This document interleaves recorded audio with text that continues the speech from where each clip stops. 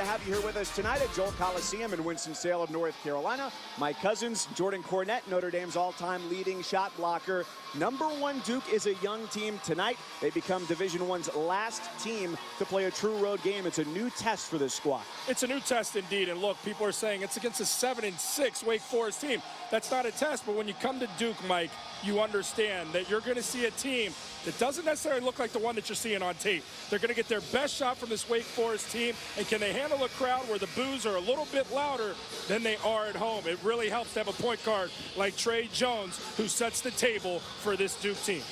He's been one of the best at his position in the country. Zion Williamson has been one of the best regardless of position, because you can't really nail him down to one anyway.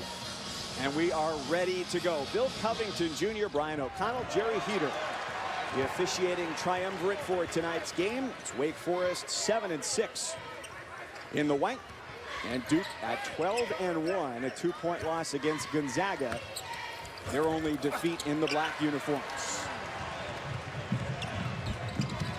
Torrey Johnson down the lane, came up empty. Loose ball, stolen away. Here goes Childress, the leading scorer for Wake Forest, and his layup is no good. It's back the other way. A missed opportunity to take the lead first for Wake. Yeah, and if you're a Duke fan, a little troubling. What you've seen has become a trend in these last few games from Cam Reddish. 6 turnovers last game. The game before that, 6 turnovers. First possession here, a giveaway.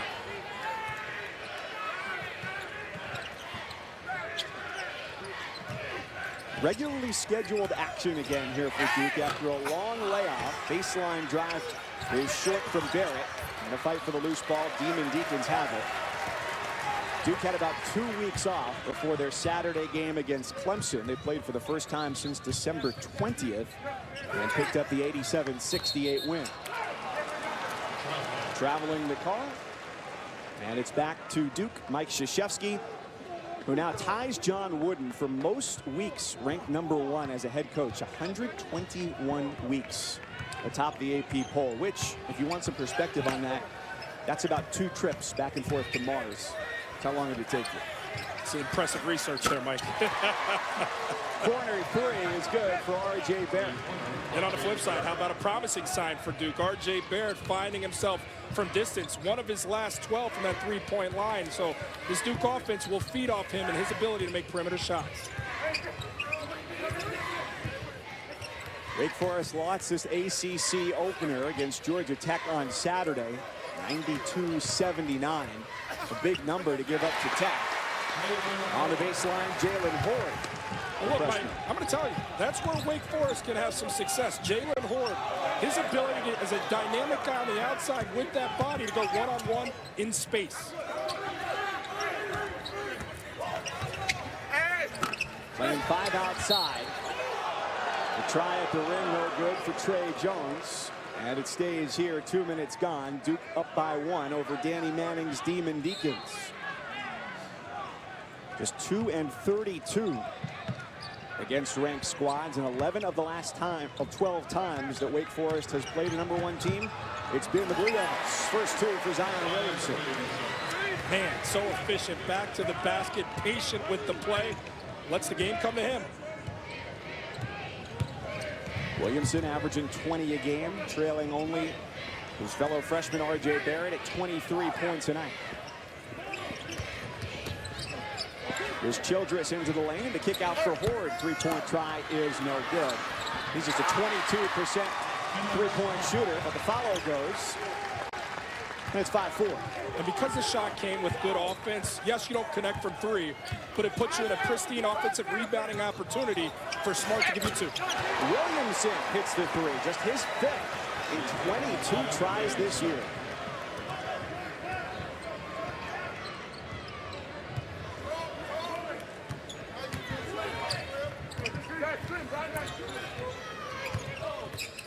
Shondi Brown slips away from Williamson. His floater. It's his first 2 points. Only returning starter from last year for a Wake Forest squad that welcomes 9 new players this season. Baseline drop off. And Javin Gloria goes to the line for 2. As you see here, good offense, and I'll tell you, if Williamson's going to get it going from the 3-point line, Wake Forest could be a long night. Those are the kind of opportunities that you're willing to give Duke and say, all right, well, if he's going to hurt us, make him do it beyond the arc, but showing that he's got a little bit of that to his game. He's not been a great three-point shooter this year.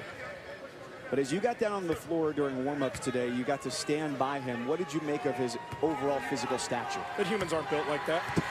That's just not normal what you're seeing there. But, you know, going back to that three-point line, him not truly using it as a weapon, that's high basketball IQ. He understands that they can't defend him inside the three-point line, so he's always in pursuit there, and that's why he's so efficient. Couple of rejections under the bucket. Torrey Johnson denied twice by the Blue Devils. A great shot blocking team, averaging 8 a game. It's best in the country.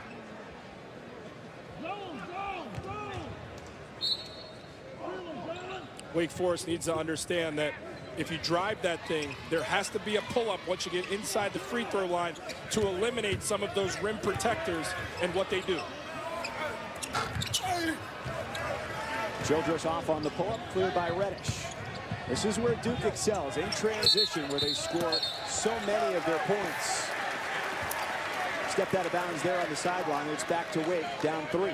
A fourth of the offense from Duke comes from that transition game, and it's not necessarily get the steal and go the other way. It can be off a make, it can be off a miss. This team looks to play fast, and Wake Forest has to understand communication, critical. What I found interesting, Jordan, was that even knowing for Danny Manning how fast Duke wants to go, bucket and one for a Kenneth Smart. Wake Forest doesn't want to slow it down. No, it's in their DNA. Talking with Coach Manning today, he said, look, we got to be who we are. We can't let Duke dictate that. And one of the oldest plays in the book, the pick and roll, the dive guy, Smart. Not much of an offensive threat, but active early, letting you know. Yeah, that's good. And I got an opportunity for one from the line. Smart, the grad transfer from Buffalo, where he spent 4 seasons, 3 NCAA tournament trips under his belt. And he's got 5 of the first 9 for the Deacons. Team that got a win in the tournament a year ago. This is a guy that understands it comes from a winning culture. And again, Reddish just out of his element at times, it seems, out of rhythm. A giveaway. Can Wake Forest capitalize? They're hanging tough early. See? All is presented by Boost Mobile. Boost makes it easy to switch. Switching makes it easy to save. Well, Zion Williamson sets the internet on fire every time he dunks the basketball. But that 360 jaw dropper against Clemson had Duke fans debating all week whether or not that was the best Duke dunk of all time. But guys, he's got some pretty stiff competition to go up against. First of all, he's got to go up against Jason Tatum, his throwdown against North Carolina, Dante Jones posterizing UVA, and Bobby Hurley's alley-oop to the great Grant Hill. So guys, as the votes come in to determine the top spot, there's no debate on this. Zion has 30 dunks. That's more than his opponents combined, and this Duke team, they're on pace to break the Duke record of 235 dunks set last year. And I love what Coach K had to say before the game, asking if that was his favorite. And he said, my favorite was R.J. Barrett's reaction after Zion threw it down. Yeah, Brooke, and that's really interesting because it speaks to how tight-knit this group is. These guys want to see each other win, and that's really easy to have dissension amongst a team with so many stars. Duke doesn't battle that. It allows them to succeed. And, oh, yeah, guys like that, too. Well, when you can score on one dribble that easily, now 7 for Williamson as Brown gets whistled for his first. That makes the score jump up pretty quickly. And just finds an area, that mid-post area against the zone. It's where it collapses. And it's the ability on the catch to know exactly what you want to do with it. Most guys catch that mid-post uncomfortable, want to get rid of it. Powerful decision, power dribble, power finish at the rim from a powerful guy. Now 8 for Williamson for the Blue Devils. They lead the ACC 91 points a game, 3rd most in Division I.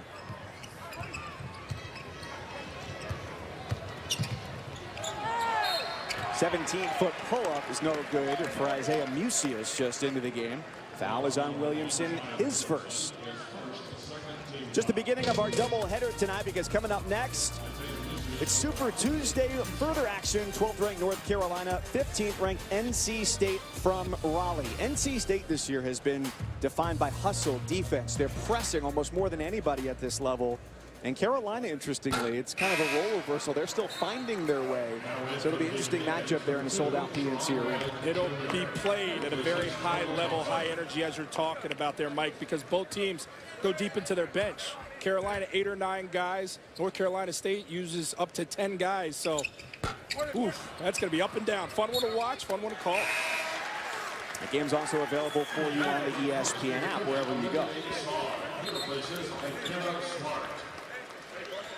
There's Olivier Sarr, the sophomore from France, as he replaces Smart. One big for another. Sarr gives up a little bit of that muscle that Smart possesses. If you're Duke, pound it inside, really challenge the interior. Baseline pass tipped out of bounds. As Trey Jones gets a hand in there. Coach K has repeatedly praised him as one of the best defenders that this school has seen in its history. That's about as high praise it can get from an institution and a program like Duke's. Childress navigating his way, still 15 to shoot for Wake. And what you'll see is Childress finds what he thinks to be a gap to the rim. This defense just converges on the basketball like piranha, where they see their next meal. I mean, they close in so quickly, and the length and athleticism allows for that. And guys, just watching Trey Jones be on the ball, you can see his focus, and that's exactly what Coach K and John Shire talked about. And for the birthday boy, he gets a couple of points. He does on the goaltending. It all started at the other end with Marquise Bolden cleaning the glass and creating transition opportunity. It's just beautiful basketball executed in the transition, keyed by the defense. But it's the outlet pass from Jack White that allows the finish on the other end from Jones, understanding a sense of urgency to pursue that early offense.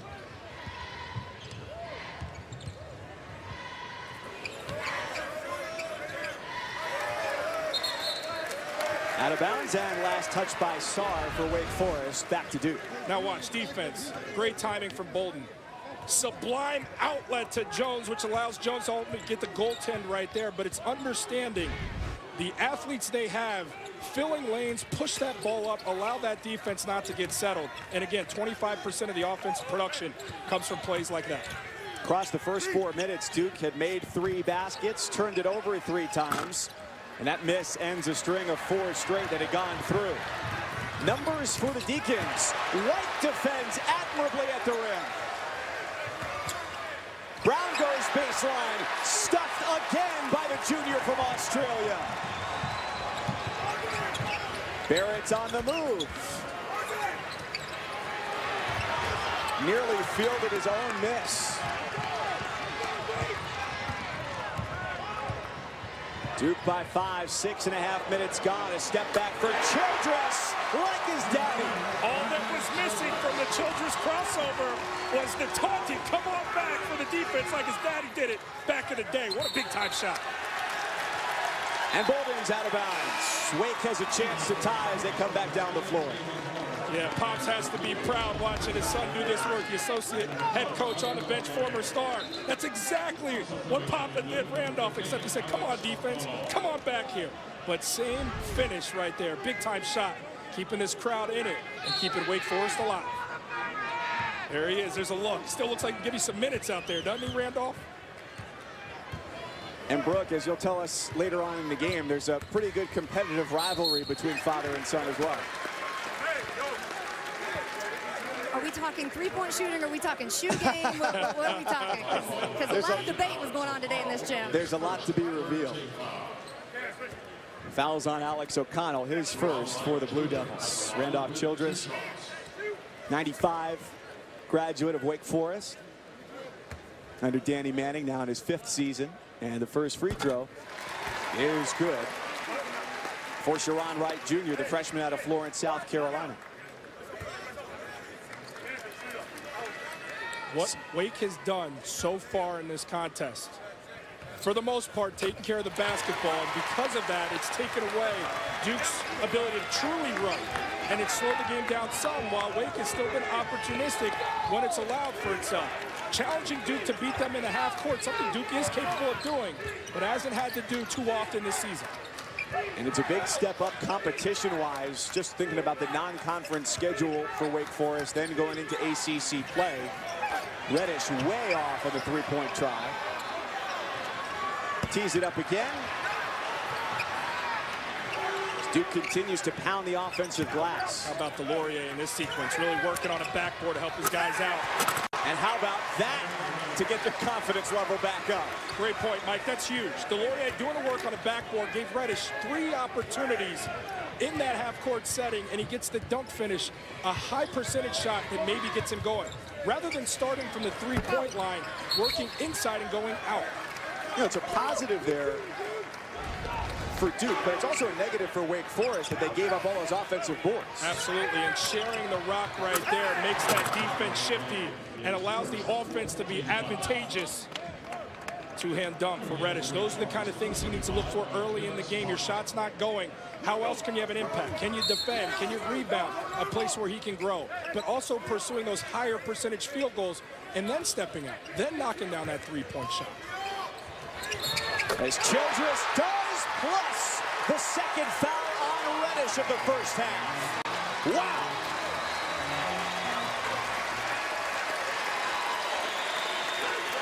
Fans loving Childress right now. This young man, take a look at him. Watch a play like this. A rhythm bounce.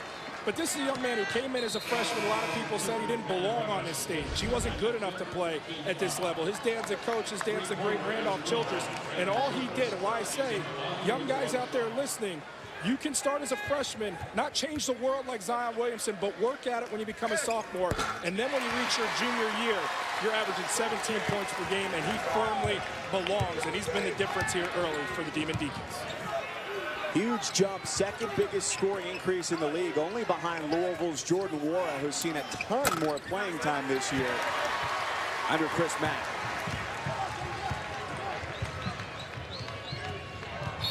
Wake's on a 9-2 run at the moment. The fouls racking up for Duke. And Brandon Childress, the Demon Deacons' leading scorer, has got him going, up by a pair. Back here at Joel Coliseum in Winston-Salem, North Carolina, #1 Duke Wake Forest. And it's the unranked Demon Deacons with a 2-point lead, 18-16 over Duke, 11:48 in the first half. Mike Cousins, Jordan Cornette, Brooke Weisbrod, glad to have you along with us as it's Wake basketball to get things going. And the quick jumper for Wake falls through. Wake's got to be feeling pretty good right about now. Brooke, what was the talk like in the huddle? Yeah, that's exactly it, Mike. They just talked about how relaxed they were, and I talked to Randolph Childress about it. He said we wanted to come out and just play under control, and that's exactly what we've done. And then I looked at him and I said, I saw you cheesing when Brandon hit that big three. He goes, I was actually thinking about you and our conversation today about the best three-point shooter of all time. So we'll get to that, but he knows. Now Duke has gone to the only thing cooler than cool from three-point range, and that's ice cold. Got to get it back inside. And it's 20-18, the lead for Wake. Wake's got to do a better job defensive rebounding, possess that thing and go. Duke getting too many opportunities for second chances. And against an offense like this, you're never going to win. Mucius just wide. A soaring horror is sent the other way. Sixth block of the night for Duke. Williamson turns it into a dunk.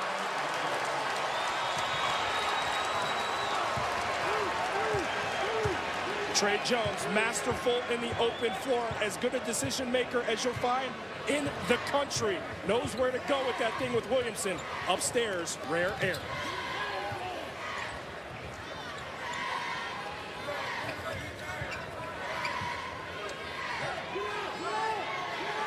Wake Forest elite spacing right here. Childress going to challenge White. Man, has White been tough defending this evening. But again, just watch Trey Jones. When you got a point guard like this, he can make your team special. Sees the defense, reads the defense, understands Childress is not going to elevate with a guy like Williamson. Heck, Mike, who is going to elevate with a guy like Williamson? Delivers it where only one guy can get it and punctuates the play. And now, Jordan, they've got 1 second, so it's got to be quick. Contact there between Delorier and Smart, and it's a shot clock violation. Coming up Saturday, an afternoon ACC doubleheader for you on ESPN. Noon Eastern, number 12 North Carolina, which takes on NC State. After this game, they host Jordan Warren and Louisville, and then number 1 Duke in Tallahassee to take on number 13 Florida State in a Sonic blockbuster. Both games also streaming on the ESPN app, so you can take them wherever you go.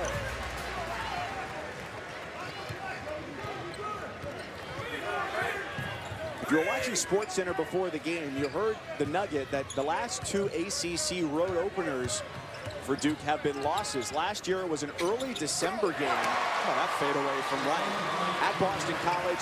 And then 2 years ago, right around New Year's, at Virginia Tech, a game where they didn't have Grayson Allen, as he was in street clothes for that game. And when we talked to Coach K before the game, he kind of downplayed the fact that it's their first true road game of the year, but it looks like that has played somewhat of a factor here in the first half. Yeah, because he knows how the team has been tested and how they've answered those challenges. And he also knows he has Zion Williamson. And this is, look, talk about the dunks all you want. But how many guys do you know with a unique skill set like that and a vision like the one that Zion possesses and the selflessness to want to impact the game, not by just scoring it, dunking it, but making the right read and play. And Williamson is so masterful as an efficient player. Everything he does is efficient on the floor, and that's why I think he's been far and away Duke's best player right now. Now, if you want to talk about who's the next level number 1, we can get into that debate. But right now, there is no debate. Williamson has been the best player for Duke all season long. Coming up just shy of a double-double coming into the game. 20 points and 9.5 rebounds on the stat sheet. Duke's got it on the travel, 5th Wake turnover. The co-captains getting down defensively right there. Delorier and White meeting the dribbler at the baseline, closing it off, walling it off defensively, generating a turnover. Delorier has been a nice spark into the starting lineup, going back to their game against Yale, which was just the 6th start of his career. But he gives them a lot of positional flexibility, and he gives them a 4-point lead. Delorier, he just doesn't miss shots, man. 15 of his last 15 over the last 5 games. Make that 16 of 16. Make that 17, excuse me, 17 of 17.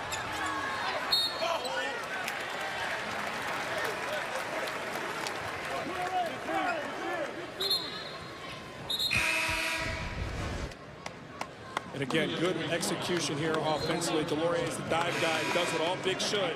Shows his hand, makes himself a receiver, one that the guard is aware of, and it's an easy game there for Duke.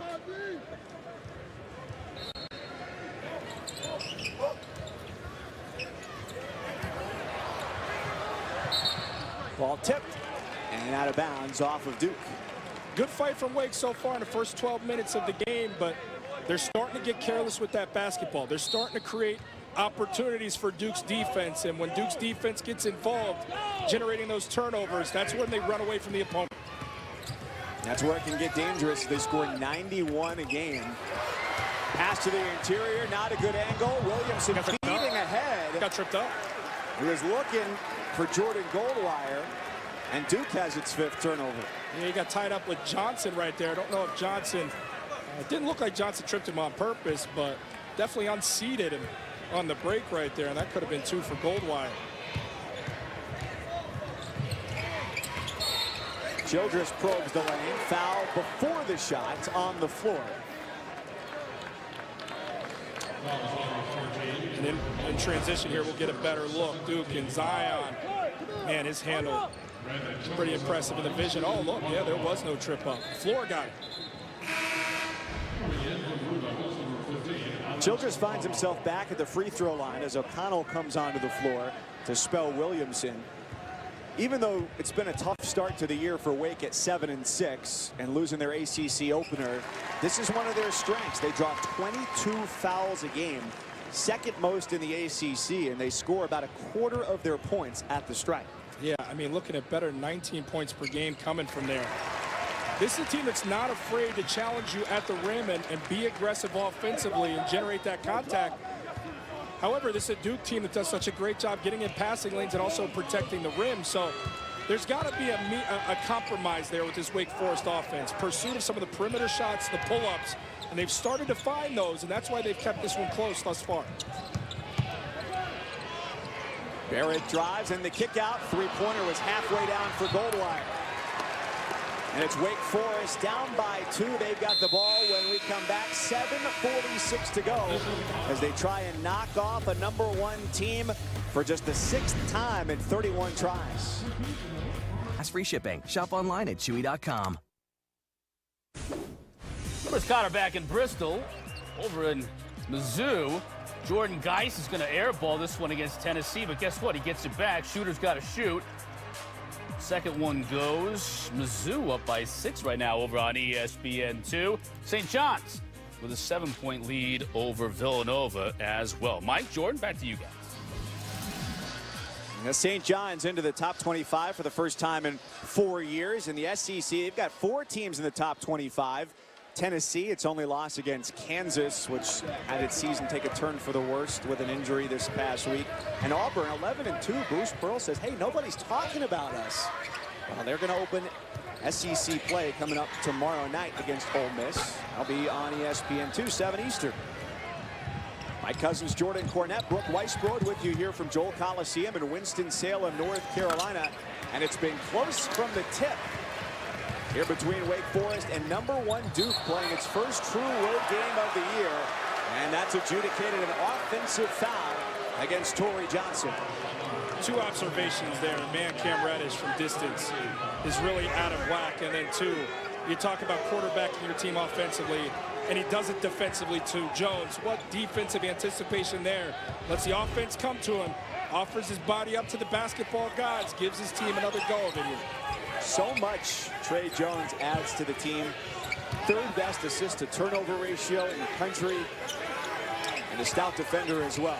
He drives, dishes, and Barrett finishes with ease. Mike Cousins, a basketball Buddha, as he sings the praises of Jones, delivers for the dunk.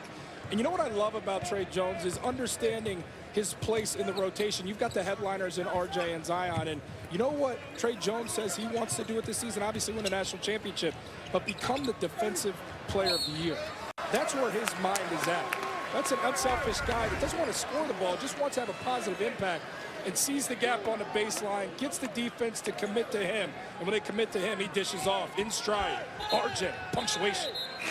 His play speaks for itself, but the next step that Coach K said he wants to see from Jones, the freshman, is communication, better communication, because he said when you're the best player at Apple Valley High School in suburban Minneapolis, that's very apparent. But when you come here and you still remain one of the best players, then you've got to do something else, and you've got to be more verbal, a better communicator with your teammates, and continue to grow your leadership ability.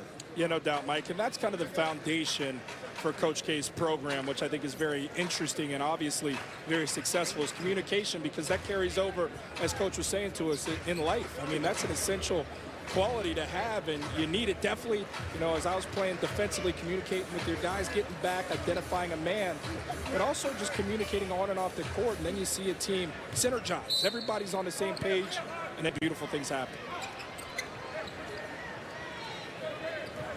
Well, guys, 13 games into his freshman season, Trey Jones, he's already cementing himself as one of the best point guards to ever play at Duke. Last game, he had 9 assists with 0 turnovers against Clemson. So Jones became actually the first player in Duke history to go 4 games with 7 assists, no turnovers, passing John Shire with that performance. Guys, that was his 5th game with 0 turnovers this season. And Coach K said that Trey knows how to put the ball in the sweet spot of his teammates where he can shoot it. Gotta appreciate that. Real deep 3, almost turned into a transition opportunity for Williamson, but quick thinking from Horde makes it a 2-point game once again. And look, as we sing the praises of Trey Jones and his ability to distribute and take care of the basketball, it's just a turnover ratio. Let's not forget, it's in his DNA. His brother Tyus, who led this Duke team to a national championship, currently leads the NBA in assists to turnover ratio. This game is tied on the basket from Sharon White Jr. 28 all, fewer than 6 minutes to go in the first half. This is what you get if you're Duke. A 7-6 Wake Forest team that you see on tape is not the one that shows up when you got a shot at #1. Reddish rattles home the corner 3. He's not played his best as of late, averaging 13 a game on the year, but the last 4, that number has dropped to just 8 points a game. Let's take a look at the Capital One fan vote and tonight's question, which, with college football over, it's time to pivot to hoops. So who's your #1 right now? Is it Duke, Michigan, Tennessee, or Virginia? A lot of good teams to choose from there. You know what the similarity is? Elite coaching with those 4 programs right there. And you know who doesn't get enough love? Rick Barnes. Show me a program that he hasn't gone to and they haven't won. Give Rick Barnes more love. The other ones already get it. My vote goes to Virginia. Best defensive numbers in the country right now on 52 points a game. You love Virginia, rightfully so. We saw what they did to Florida State. Florida State still picking themselves up off the floor after that one. Virginia, an incredibly efficient team. Their defense, I'll tell you, watching Virginia, more length and athleticism than they've had in recent years, and they've had some really good years. The ACC right now with a nation leading 6 teams in the top 25, all of them in the top 15. To 3-on-1 on the break. The lob too high from Johnson to Sarr. You know, they say you make the average human 50,000 decisions a day. For Johnson, that's probably the worst decision he'll make today. Don't go upstairs with that one. Get him at the bounce pass, pull it up, run offense. Anything but doing that right there. Every possession you got to value if you're Wake Forest right now. The Chicago native turning it over, the 9th for Wake in the first half. Last year was the leading scorer for the Lumberjacks of Northern Arizona. But did you know that, Mike? 50,000 thoughts you're having a day. Must be reading a good book right now, huh? I'm trying to educate myself, and I'll tell you what, this Wake Forest team educating me in the underdog. If you didn't get it from college football, maybe you're going to get it tonight.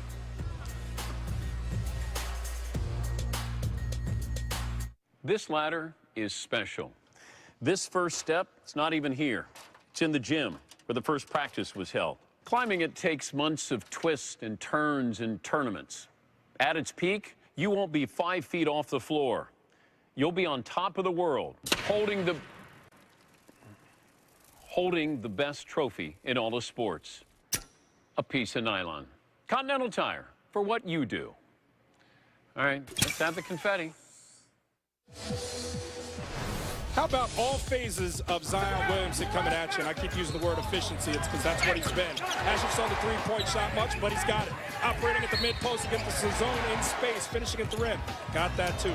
Spinning, wheeling, dealing to his teammates because he's so unselfish. Check that box as well. This guy has been special all season long. All the fanfare, all the expectation. Zion has delivered. After Sarr's offensive rebound, Mucius, the freshman from East Patchogue, New York, makes it a one-point game. He's hit double figures 5 times coming out the bench. Coach Manning asking him to try and manufacture points. How can you be effective and have an impact? He did so right there. Coming out of a very strong prep school circuit in New England, Brewster Academy in New Hampshire, where he finished his high school basketball.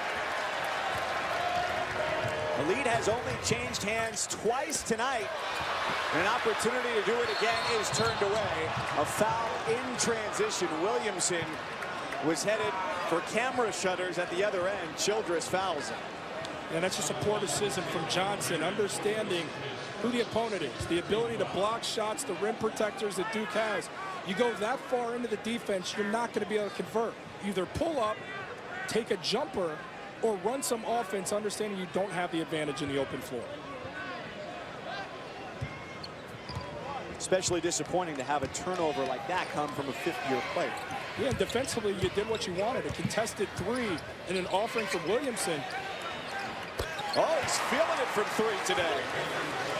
He came in with 4 made threes on the year, and he's hit 2 in the half. Yeah, and if you're playing those percentages, 4-21 coming in, you'll say, hey, if Duke's going to beat us in the half court with the Williamson long ball, we'll take it.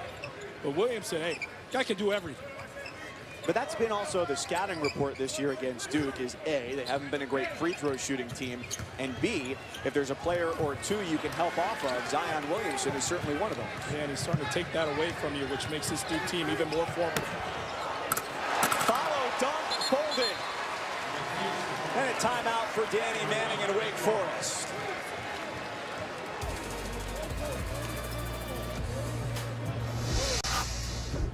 R.J. Barrett's made 3 threes, and over the last 35 shots, Cam Reddish has made 6. Those guys have got to start making some shots. They're still up 6. Makes no difference.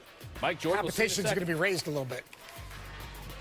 Well, the three-point shooting certainly has not been phenomenal this year. Jalen Horner gets to the rim and a chance for three. He's got 6. And if there's going to be a guy to go off the dribble and get to the cup, I like my chances if I'm a Deacons fan using Jalen Horner. How about the back cut there?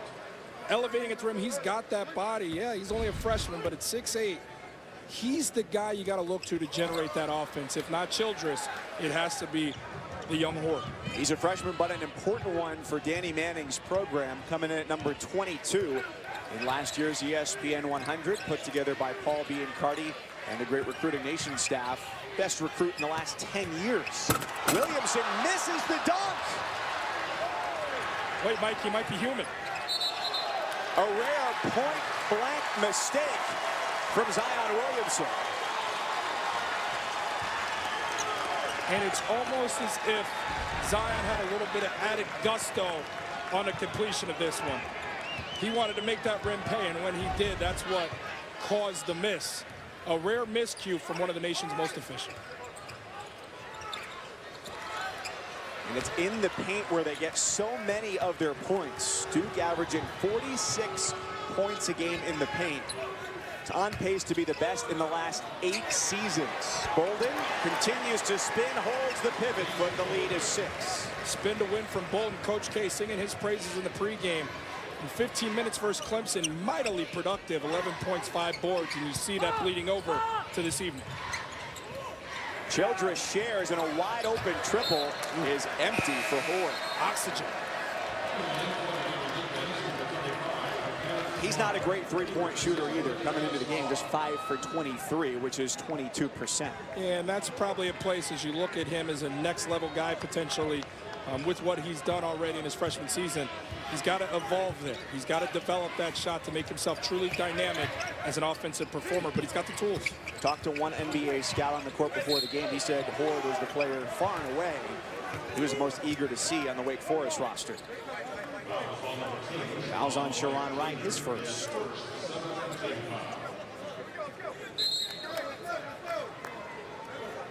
There you go. You hear a lot about 1, 2, 5, and 22. But if you're Horde, this is one of those opportunities that you're salivating for. You want that respect. You want to show not just scouts, but everybody, including Wake Forest Nation, that you're here and you're dangerous. And they needed him as part of their recruiting class. With so many defections, there's been so much roster turnover for Danny Manning's club in the last calendar year, having 8 players leave the team for a variety of reasons. Some of the most impactful were guys who went for the NBA draft. Offensive board. It's blocked out of bounds. Back to Duke. I'll tell you, Jack White, as the doorman checking IDs, he's turned away a lot of customers. 4 blocks at the rim for Jack White. Talk about a guy having an impact off the bench. A true role player with star qualities, but defensively buttering his bread this evening. 9 blocks for the team. They average about 8 a game, which is best in the country. They've already surpassed that in the first 19 minutes. Their largest lead today is where it stands right now at 6. And Barrett takes the bump on the drive, stops the clock at 1:04. The second foul on Wright. You heard Coach Greenberg talking back in studio about the struggles from the field that Reddish have been experiencing, but Barrett is going to continue to chase that next opportunity. So Wake defensively, help side's got to be omnipresent when he starts to get into his move and go off the dribble. He's going to go to the rim, and he's going to take a shot attempt. So Wake's got to be in position and ready to play defensively on the help side. When you know there are a lot of drivers, I can defer to your expertise as Notre Dame's all-time leading shot blocker. Go ahead, talk to him, Mike. When you're very proud. When there are going to be a lot of drivers in a game, are you more attentive to say, hey, it might be coming to me a lot today? Yeah, that peripheral goes into overdrive. You're very more keenly aware of what's going on the other side. Now, help side, there's levels to it. If you're going to go over and be the guy who blocks that shot, who's got your back? Who's going to be the help side of the help side to get the guy you're leaving defensively? That goes back to Coach K and how he speaks on communication. You got to be speaking through all that stuff so everybody is on the same page. Wake was not in that last possession. It's 10 points now for Barrett, the third highest scoring freshman in college basketball, behind Antoine Davis of Detroit and Lamine Jane of Cal State Northridge. Barrett maybe got away with a push there underneath the basket, and a couple possessions left before the break. White travel. Yeah, Jones wanted White to pull up. Jones left it for White trail in the play. And as he's going over, telling him, shoot that thing. White stepped into a good look right there from three. I love that he wants to get an even better one, but the best opportunity at that point was a three-point shot. Neither team has been immune from turnovers in the first half. They've combined for 19 of them. 10 for Wake, 9 for Duke. Ford puts it on the deck, goes against Williamson, fouls on the floor. And that's 2 on Williamson to go along with 2 on Reddish as well.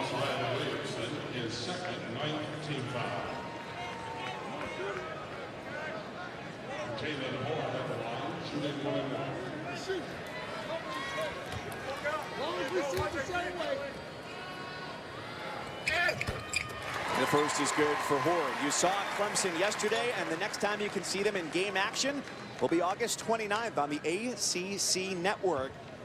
15 universities, 1 network. Visit getaccn.com to learn more. They'll be taking on Georgia Tech August 29th exclusively on the ACC Network. Timeout by Duke with 27 seconds to go as the shot clock is off. They get a chance to set up one more shot here. Three-point shooting has not been their forte in the first half, 29%. But what they have been able to do is distribute the ball well, and it all starts with Trey Jones. Yeah, and Trey Jones is a necessary piece. Look, everybody gives love to the other guys. If I'm taking one guy, man, to make it all work, it's Trey Jones. He's so great in the open floor, finding guys, making the right decision. As good a decision maker as there is in the country. And when he goes off that bounce with momentum downhill, he's a great finisher, but he's also looking to get other guys involved. He's giving the gifts, where Mike, he should be getting the gifts. It's his birthday today. Indeed it is. For the younger brother of Tyus, part of that great freshman class that won the 2015 NCAA championship.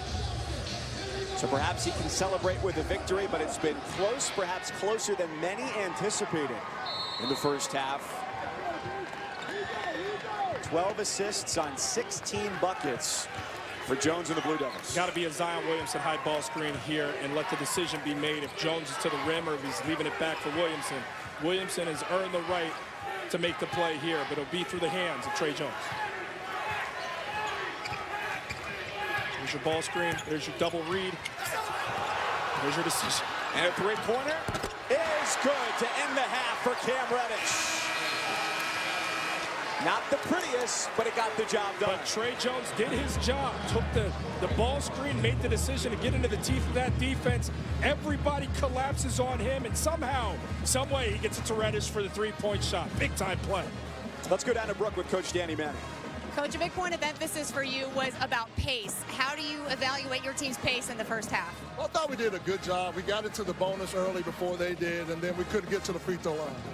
I thought we put ourselves in situations to get there, but we didn't get there. So we got to stay more aggressive and get to the free throw line. And then down on the defensive end, we got to continue to stay in front of the ball, make them shoot shots. They went on a run where they got some offensive rebounds, and we got to eliminate those. Down 8, not scoring the last nearly 3 minutes of this first half. What do you need to do to get your offense going? Continue to drive it and make the officials make calls. Thank you, Coach. Succinct and effective at the half. Duke 42, Wake 34. Let's send it back to Chris, Seth, Jay Will in the studio. Jordan and I and Burke, we're going to get back here at Joel Coliseum in Winston-Salem, North Carolina. The Duke lead is 8, their largest of the evening. Glad to have you back here with us. My cousins, Jordan Cornett, Brooke Weisbrod on the sidelines as well. Wake Forest doing what it can to hang in there with the #1 team. Yeah, their stars are starting to play a little bit. Jalen Horde's been pretty good for this team. Brandon Childress got him going out of the gates. They're competing. They're getting offensive rebounds, pursuing second chance. Coming out of the gates here in the second half critical because Duke can overwhelm you. Zion Williamson has a game-high 13 points right now, so let's take a look from plan to play, brought to you by Northwestern Mutual. Zion Williamson showing you a little bit of everything. You're seeing it right. Getting that three-point shot going. He's got it in the arsenal. Great playing downhill, finishing at the rim, of course, but he's a playmaker. So good with that thing on a string and unselfish, hooking Delorier up with one. And then elevation, athleticism, and punctuation right there. And he's doing it again. 5 of 7 from the field. And I'll tell you, opponents in the ACC, you might as well not even bother showing up if he starts getting going efficiently from the three-point line as well. 2 of 3 this evening. Just a fun guy to watch. Talking with Coach Seth Greenberg in studio the other day. He's got a Magic Johnson-esque smile that and a pure enjoyment of the game. He's out there just having fun. The moment never too big for him. Barrett on the drive, a fist pump to cap off the bucket. Let's go down to Brooke. I had a chance to speak with Associate Head Coach John Shire just out of halftime, and it's not often, guys, that Duke gets out-rebounded, but they were down 2 at the half, and he said that's our biggest concern right now is we got to keep them off the boards. Wake with 12 offensive rebounds and 10 second-chance points to go along with that. He also said we just have to settle down and play our game, something you definitely don't hear Duke say a whole lot. Stick back for Williamson. You know, Brooke, another thing that jumped out was that Duke blocked 22% of Wake's shots in the first half. What would you want to see differently offensively from the Deacons? Understanding the pull-up. When you get to that point-blank range, you don't have to go all the way in as close as possible. You're wired to get to the rim, but sometimes the higher IQ play is the mid-range game, and it's something that a lot of college players haven't mastered, but you got to get that in the arsenal to prevent some of these shot blocks. Some pressure from Duke.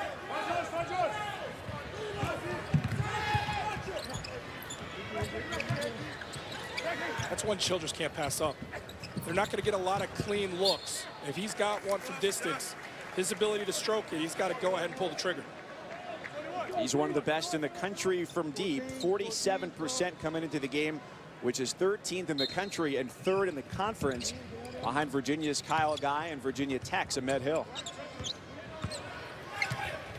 Ford sizing up Barrett and uses the pull-up. Got to get back. They're coming right at you. They're not waiting. That's a practice level layup for Cam Reddish. Yeah, that's inexcusable for Wake Forest. Rather than celebrating the basket, get back understanding you're going against the best transition team in the land. Not a great shot to try and answer it from right. Barrett with a dribble. That reverse layup, the last 2 have just been too easy. Way too easy. Giving up gaping holes, nobody help side to protect home, and you can't allow those. The challenge level certainly increases today. The last time out in their ACC opener, Wake Forest gave up 92 to the team with the worst offensive efficiency in the ACC, Georgia Tech. Today it's the #2 offensive efficiency team in the country. Trailing the play, you've got Barrett. It's almost like they forgot about him. Smart on the matchup, the 6'10" grad center. He can't dance with Barrett. Barrett makes him pay on his strong side, that left side. That was on Cam Reddish, his 3rd.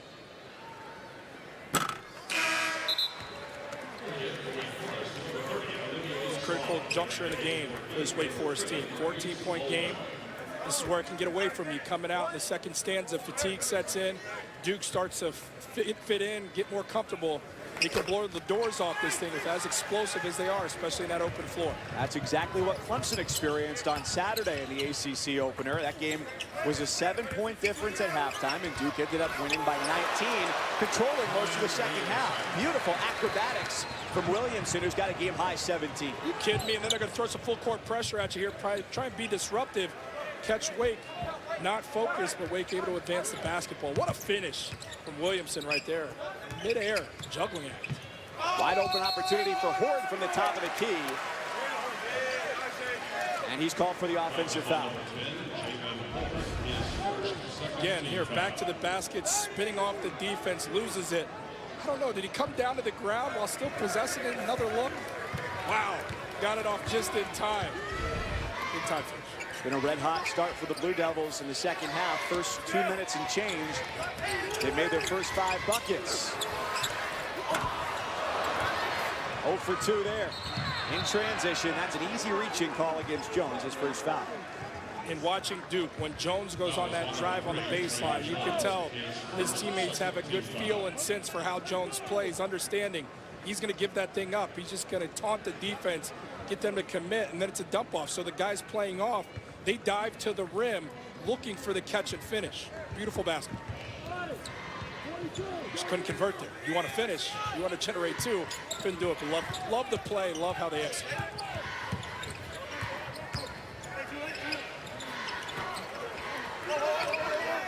Stars got the offensive board. Big man inside 15 feet, didn't look to score. Instead sends it to the outside, and it sits on the rim and tumbles the Demon Deacons' way for Childress.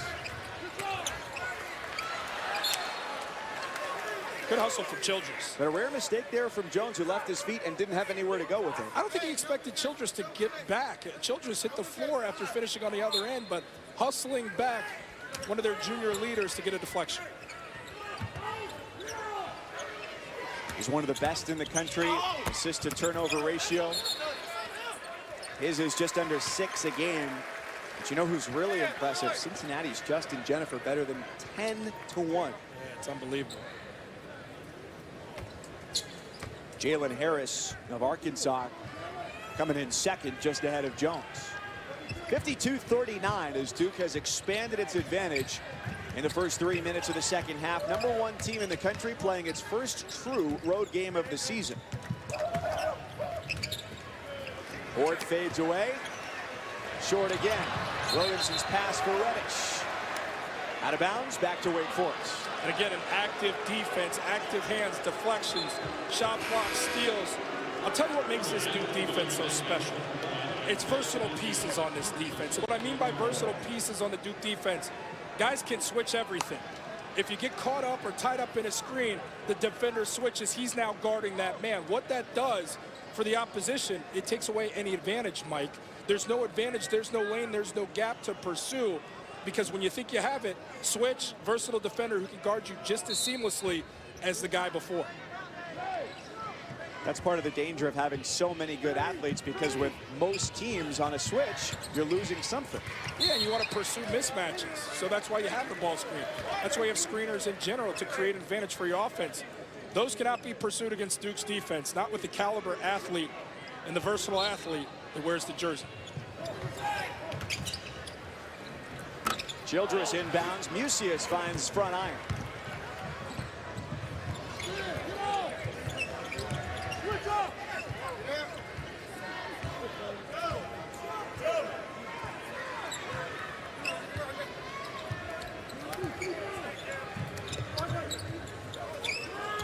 A lob backside. Zion Williamson soars over the defense.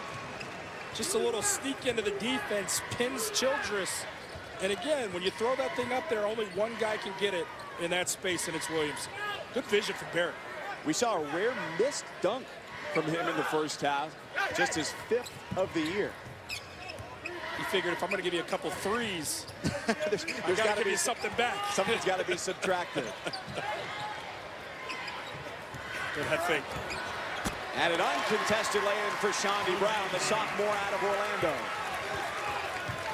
Coach Manning talked about him being ready on the catch. Brown absolutely ready there. A good shot. Goes for the great one, gets to the rim. Former top 25 player in the ESPN 100 a couple years ago. Zion Williamson, his 3rd three-pointer of the night. It ain't going to be fair. It ain't going to be fair if Zion starts hitting the three-point shot. Came in with just 4 made threes on the year.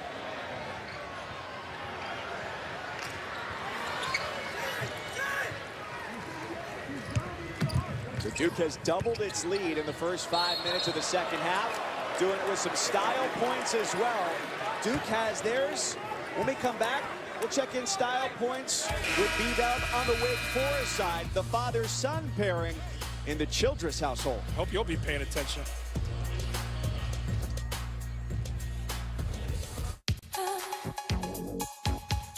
Father-son scoring duo in ACC history. So the question has got to be asked, who's the better scorer? All right, Brandon gives that one to Dad, but what about the better shoe game? Who's coming through with that? Depends on what kind of shoes we're talking about. We're talking about sneakers. Oh, I might give him that one. What about the shoes? When I do get a nice one, he'll steal my swag and take them. So I'll give him that.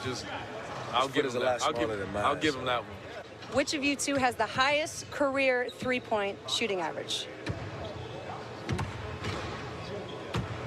I don't think that's even close. Is that even a conversation?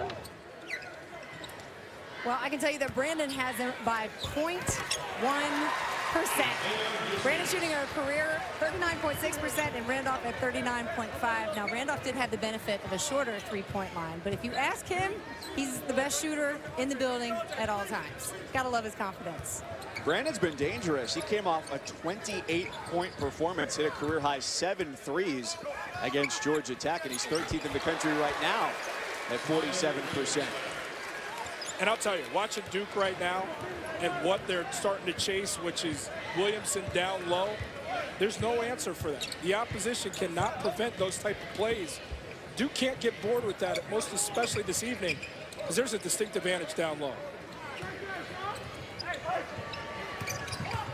Williamson now has the last 9 for Duke, including one where he basically calls a shot. Yeah, he's so in tune with his teammates. R.J. Barrett, top of the keys, going to maneuver on the catch right here.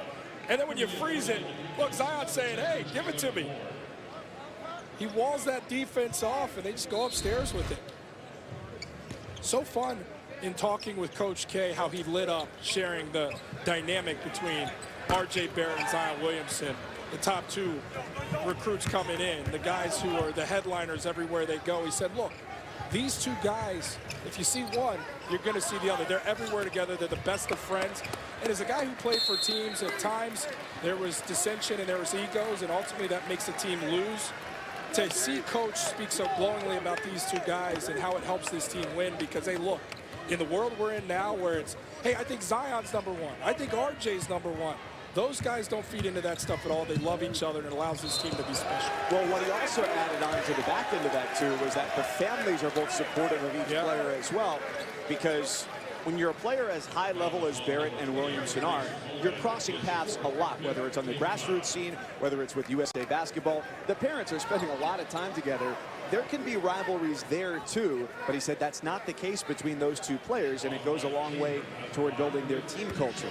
Yeah, both guys come from good families, and Coach K is going to bring in good guys. It's been a staple in his program, good young men. He's not just going to bring in good players. He's going to bring in good men, good families. And these guys, there's no ego. So then when you see no ego with those 2, then other guys who could have an ego like a Cam Reddish or a Trey Jones, they don't have it either. So you're devoid of egos, and a team can win. 59-43, the lead for number 1 Duke. 12-1 on the year. Their only loss against Gonzaga. Wake Forest 7-6, dropping their ACC opener against Georgia Tech on Saturday at McCamish Pavilion. Offensive board, Delorier out on the way up. Delorier doing his job, bringing his hard hat, working on the second chance opportunities. And Mike, I'll tell you where this Duke team is right now. Number 1 in the nation.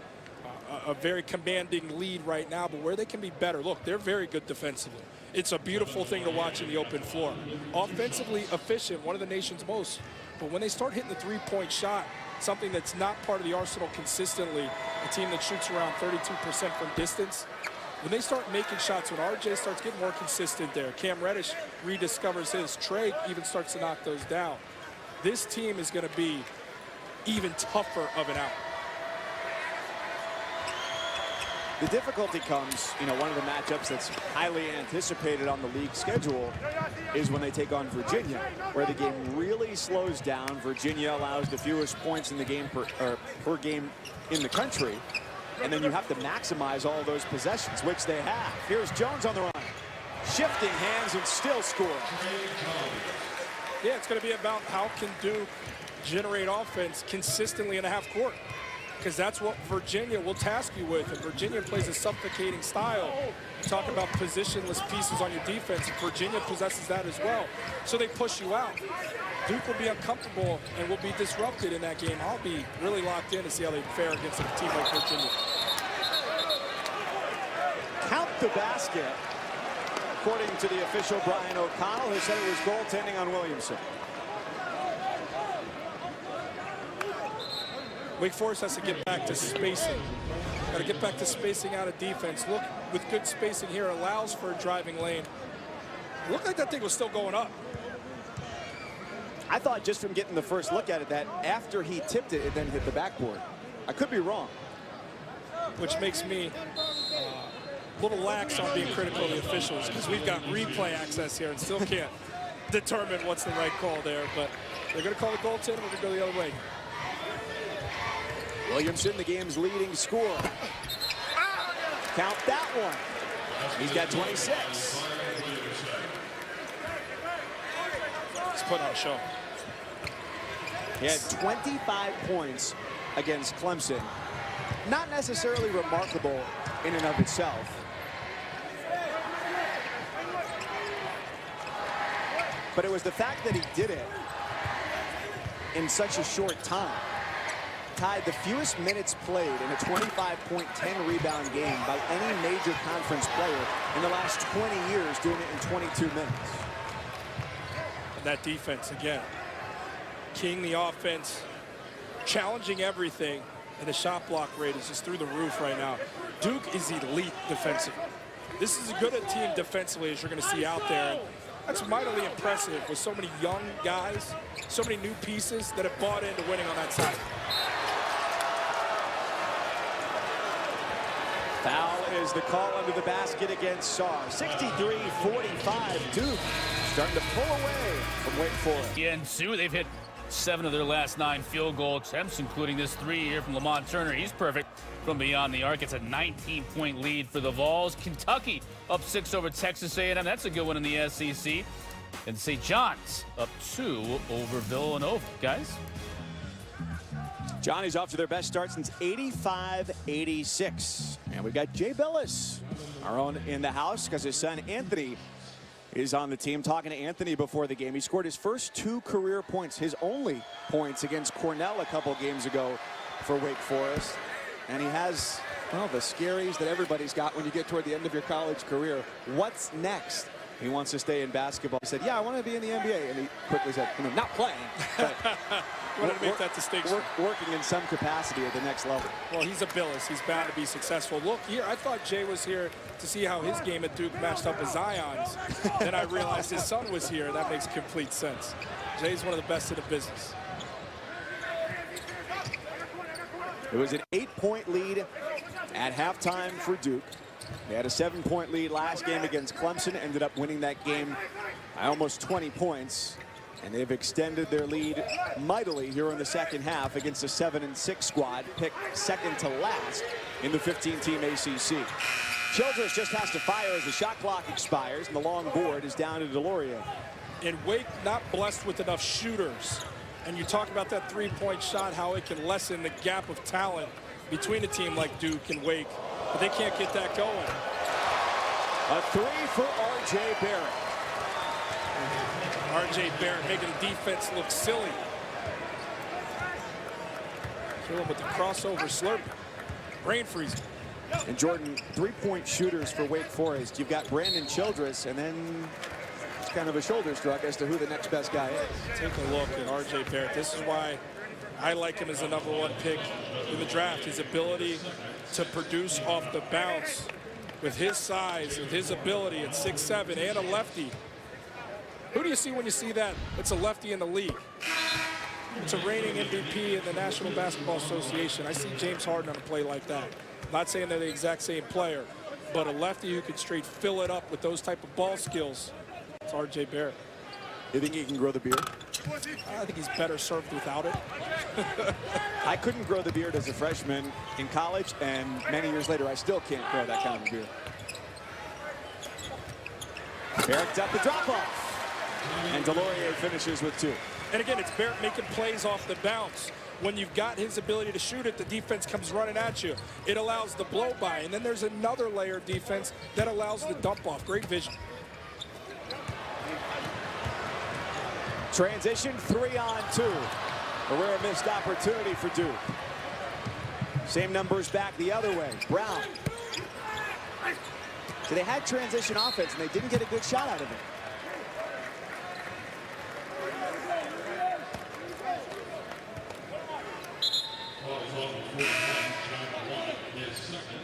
Fouls on Jack White for Duke, his first. That dunk, last time Duke had a clean offensive possession down the other end of the floor. Delorier has now made 3 shots today. That's 19 consecutive shots, just 1 shy of the ACC record. The last time he missed a shot was going all the way back to December 1st in that blowout win against Stetson. So you know what the big fella has to do now? He's got to go to his teammates and say, I've missed a shot in 19 attempts. Let me take more. And then you want to become a 3-point shooter. Then you want to start doing things that you're not accustomed to doing. But no, credit to Delorier for staying within his game. And he's been inserted into the starting lineup for that very reason and the impact he's having. An unforgotten piece, but plays a big-time role as a rim protector, a dump-off and finish guy, a high-energy rebounder who's incredibly active in his time on the floor. Starter ever since the game against Yale back on December 8th.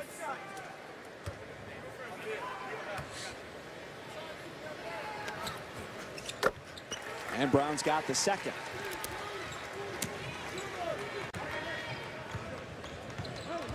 Seven now for Shondi Brown. 69 points for Duke. Zion Williamson contributing 26 of those, just 2 shy of his career high. Already his 7th double-double of the season in 14 games, 26 and 10.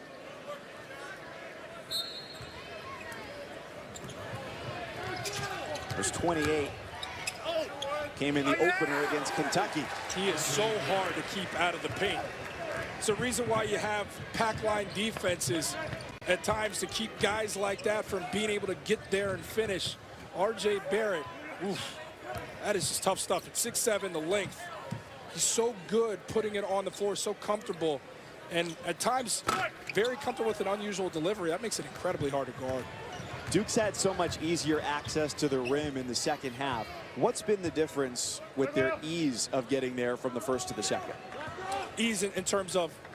Easier shots at the basket. Yeah, well, I think this team's no longer settling for threes. I think they're seeing that it's been futile for the most part here recently. They see a distinct advantage down low, and they're paying attention to detail and pursuing the advantage and not getting bored with it like some teams would. SportsCenter comes your way tonight after North Carolina and NC State here on ESPN with Bucci and Anderson. Our NBA draft expert, Mike Schmitz, gives you a breakdown of Zion's NBA future, plus the NFL's coaching carousel. Big day for Cliff Kingsbury, and how the Colts D gets ready for Patrick Mahomes, and the Chiefs get ready for luck. SportsCenter tonight after college hoops, and also on the ESPN app.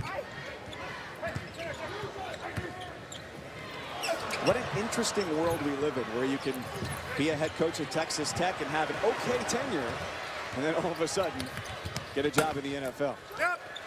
And there's just nobody back for Wake. Yeah, Wake is completely run out of gas. They'll get a timeout, a chance to refuel as Duke is cruising to the finish line.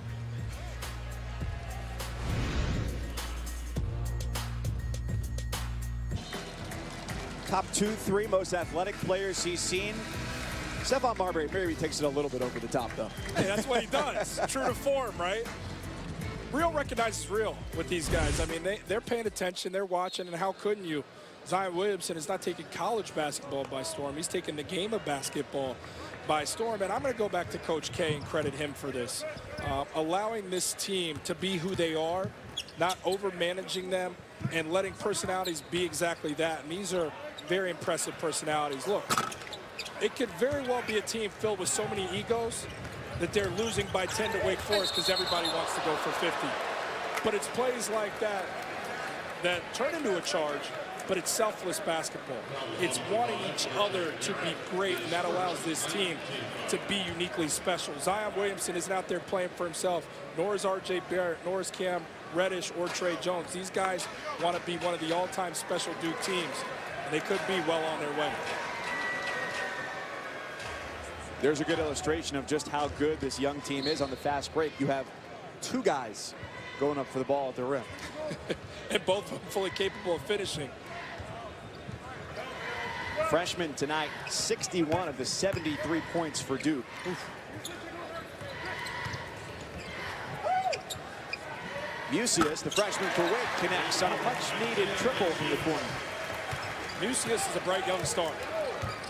One of his better games took place at Richmond, 17.7 boards there, but he's a guy that's come off the bench, provided a spark for this team. And I think the three-point shot's a place he can grow, but also just being ready on the catch at all times. He should be the third scorer for this team. He can be that type of talent for these guys as he grows in his collegiate career, but there's some young talent on Wake, and this team's going to sneak up on some teams. Well, after tonight, they'll still be in search of their first ACC win, threatening to drop to 0-2. Freshman in the country, even though people are clamoring for more playing time for Nasir Little, there's still a learning curve to be figured out, but he's been a great contributor for this team. Coach Williams said he's the most explosive athlete he's ever seen on the floor. Think about the guys that Roy Williams seen in his tenure. High praise for him. Nasir needs to grow as a defender, needs to get a better feel for how to get it offensively within the flow, but he'll be there. He's getting his minutes. He'll be fine, and he'll only get more time and opportunity. It's a great time for basketball in the triangle with NC State and Duke and Carolina, and it's the first time that the Tar Heels and the Wolfpack are playing both as ranked teams against one another since 2006. It's going to be a fun game. Play a lot of bodies, both teams give a lot of guys opportunities, which means at all times the foot is on the gas. It's going to be up and down. Both teams operate well in the transition. Both teams crash the backboard and try and generate second chance opportunity. It's a real platform for North Carolina State to say they've arrived going against a blue blood like Carolina. I think that's happened already. I think Kevin Keatts has had enough top 25 wins, even very early in his tenure, that they've arrived, not to the level, historically speaking, of their two biggest rivals, but they certainly have under his watch. How about this? Another chance for a big statement. That's right. A big NC statement.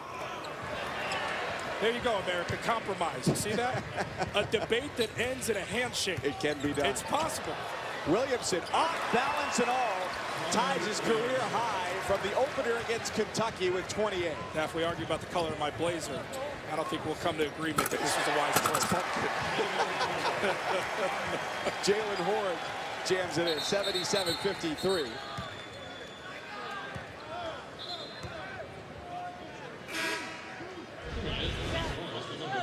Zion again, playing downhill, loses his footing. I think he's just challenging himself at this point, trying to add a degree of difficulty. But with the power coming down the lane, you just don't see stuff like that. Now, that path was completely clear, but you don't see a lot of defenders trying to take a charge.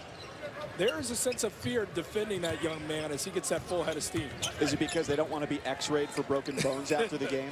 Probably that, but also I'll just say, it's a flash, it's a blur. He's so powerful with the quick first step. He can beat that help side before it gets situated and sets up for a charge. He's part of the 250th meeting between Wake Forest and Duke, and NC State, North Carolina, coming up after this. 9 o'clock Eastern from Raleigh will be the 235th time those two teams have played each other. Get a lot of history between the squads today. Foul on Olivier Sarr, the fourth on the French big man for Wake Forest.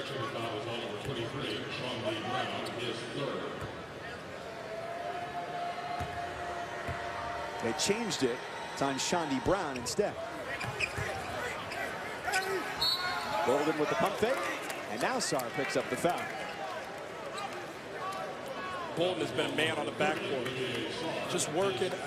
Unselfish is a theme for this team that's loaded with stars, and Bolden, a big-time star in his own right that's battled injury, but has come back, accepted a role, and understanding that role can play huge dividends for this team, and that's battling on that backboard. That's being one of those defenders between him and Delorier, coming back and forth, keeping the game at a high level in the interior, anchoring that defense. He's provided that. He's been good down the stretch lately for this Duke team. Shooting 56% from the floor. It's Williamson with a career-high tying 28. Back in for Barrett with 6 minutes to go. This game going the way of Duke-Wake games as of late, where Duke has won the last 8 games by an average of 14 points.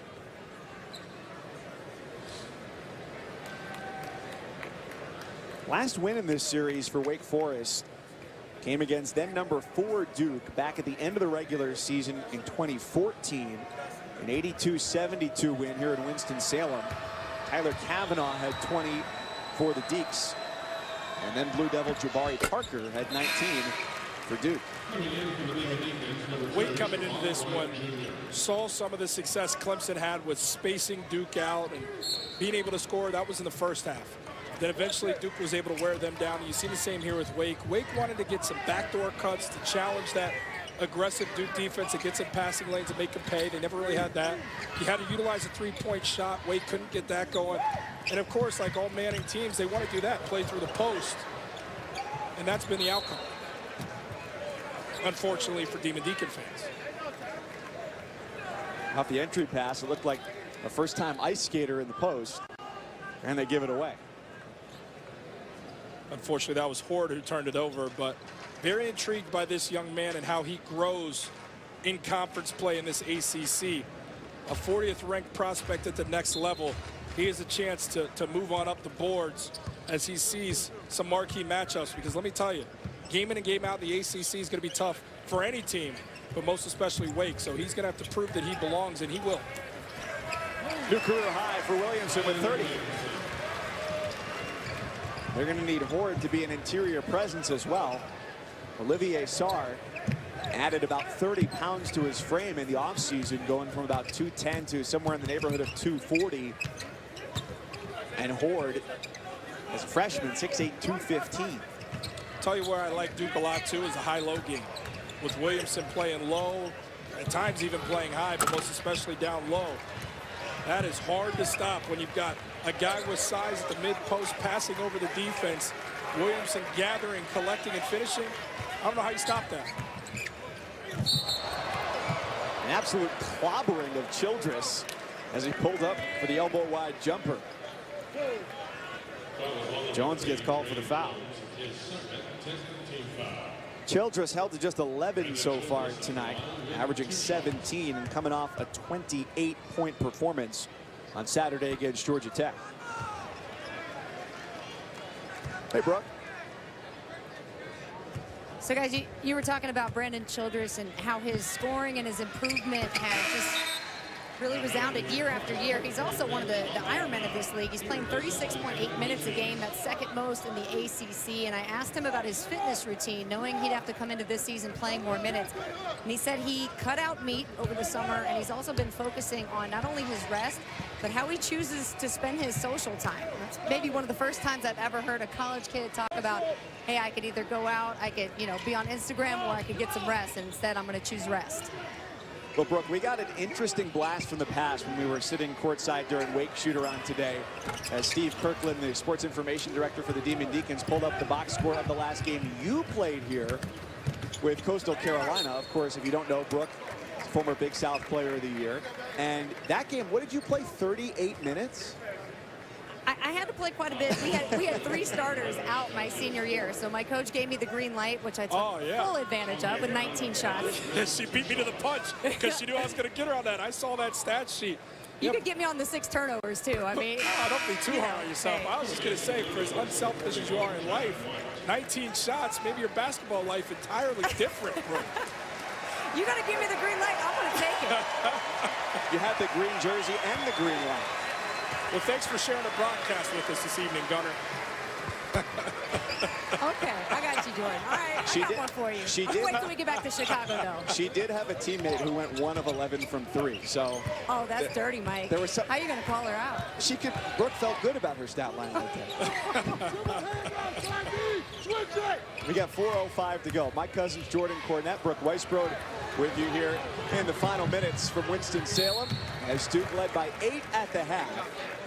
And there's a foul on White, as they've made it a large advantage in the second. 81-56, 4 minutes to go. Duke eyeing 13-1. ESPN's exclusive presentation of college basketball is presented by Boost Mobile. Boost makes it easy to switch. Switching makes it easy to save.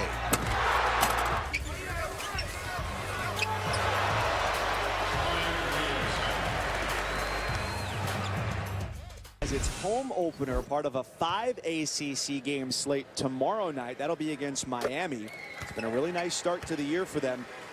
They lost against Villanova early, And then they have their only other loss of the season that came against Virginia, that 13-point defeat at JPJ back on Saturday.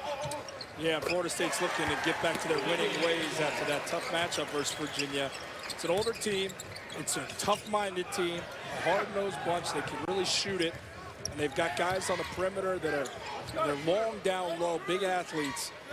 I'm still very intrigued by this Florida State team. I think a lot of people sold them off after seeing that Virginia game, but that's what Virginia does, and that's what Virginia does at home. But don't discount this Florida State team. Terrence Mann, off to a great start this year. One of my favorite names to say in the ACC, Fiondu Kabengele, also averaging about 10 points a game for the Seminoles. So Duke with a win tonight goes to 13-1. They'll be 2-0 in ACC play with wins over Clemson over the weekend and Wake here tonight. And the Demon Deacons will drop to 7-7, 0-2, having fallen to Georgia Tech and Duke. Doesn't matter what lineup you give Trey Jones, he's still going to put those guys in pristine scoring position. A nice little leave off there for Bolton.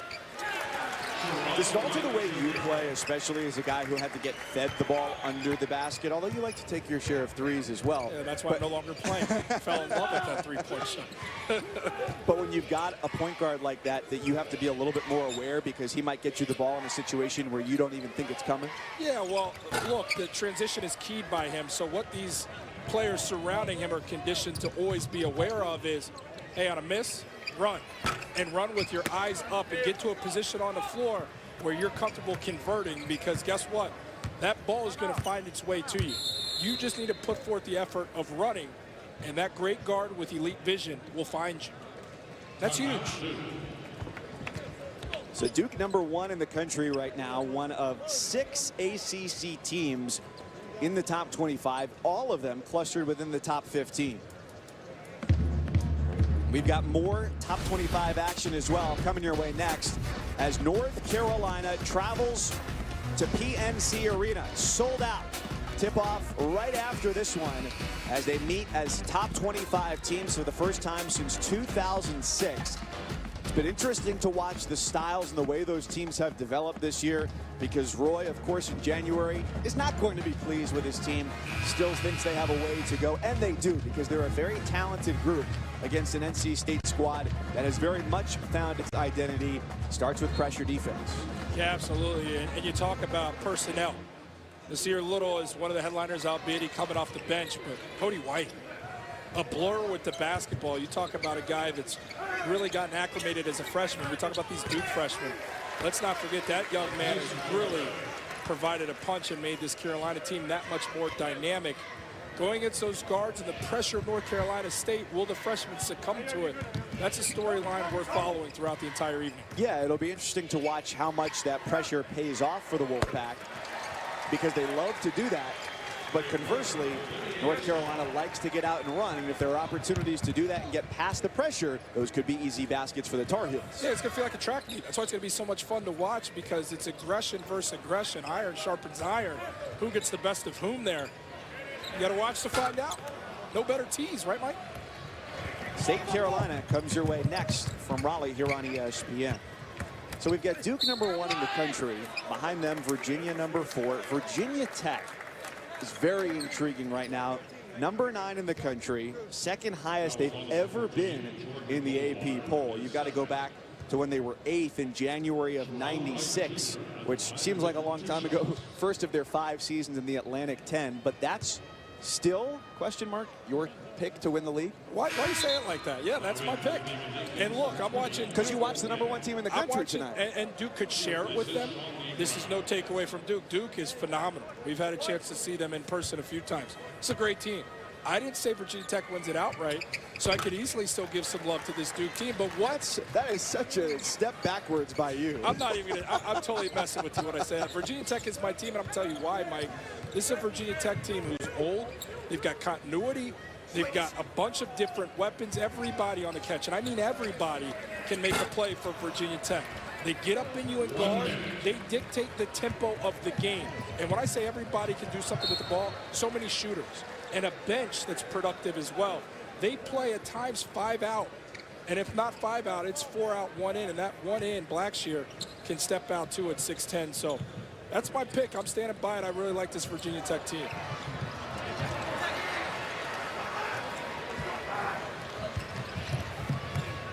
Their second best three-point shooting team in the country, the Hokies, trailing only Dr. Brett Reed's Lehigh Mountain Hawks.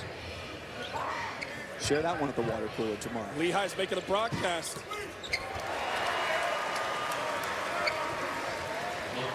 $12 points from Marquise Bolden. Has his team rolling. If you think this is the same team that got beat by Kansas in the Champions Classic, you're absolutely...